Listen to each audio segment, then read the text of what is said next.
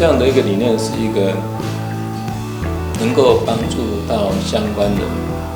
客人啊、同仁啊，甚至社区这种环境的，那自己才获利的这样，而且它利润看的是比较小，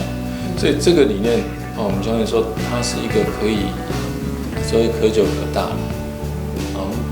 卖给客人他买的他不是买一个房子，他买的是一个家，所以对那个家庭生活那个居家生活所需要的种种服务，其实我们是努力在建构这个系统或许用现在的讲法叫生态圈的对。但是生态圈可能通常讲的是一个线上的，可是我们是线上跟线下就能够做实体的整合因为我们的店都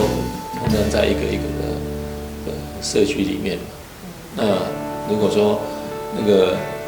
社区里面的这居民对于他们在社区里面生活上的种种需求，我们分店都能够协助提供，线上线下都能够提供，那当然对他是很方便。那甚至有些会去帮客人修纱窗，那无偿的这些服务很多。有些同仁是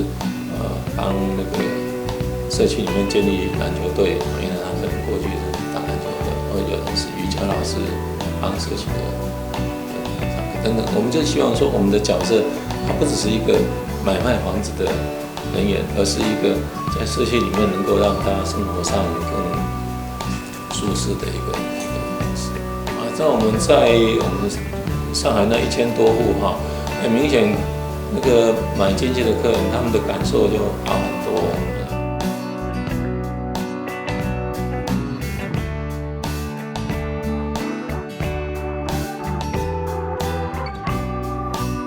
说实在，你去大陆因为那个能盖房子的公司非常多而且规模都比我们大很大，能够盖出好房子的公司也不少。可是没有人看到这一段就能够将那个除了盖出好房子以外，能够盖出有好邻居的好房子。它其实最重要就是他们要形成社区意识就是我们都是这个社区的人，那我们希望因为我们的努力而让社区更好。最后就会协助他们去成立一个一个的兴趣组织有人喜欢那个种花的藤井也好，是那个外面的那他们就可以去把整个组织设立起来。有人喜欢健身的，也有这样健身的社团这样。那这样大家住在那里就比较有趣嘛，不是说那我搬到一个地方呢，左邻右舍的陌生人，然后我也不理别人，别人也不要理我。他们这样都会互相去关心挣钱，所以我们是在交屋前1年就让他们在线上跟线下组成那个社群线上当然很容易组起来，然后线下我们办很多活动